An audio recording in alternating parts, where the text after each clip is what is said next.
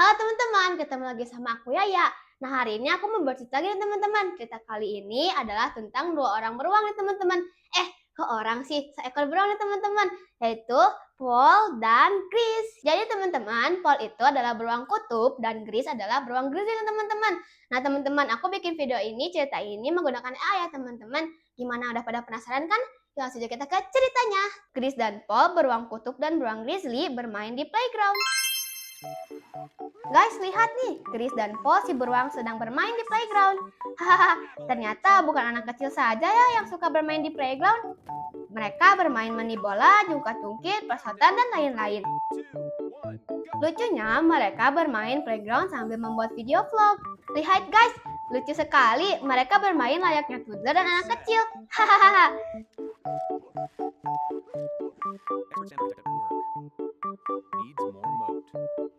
Mereka bermain pasir dan menaiki komedi putar. Tapi beruang Chris setelah menaiki komedi putar malah muntah-muntah. Haha, lucu banget ya guys. Gimana teman-teman, lucu-lucu kan tingkah beruang-beruang ini? Nah, buat teman-teman yang mau tahu cerita selanjutnya, makanya ikutin terus videonya. Sampai jumpa di video berikutnya teman-teman. Bye-bye.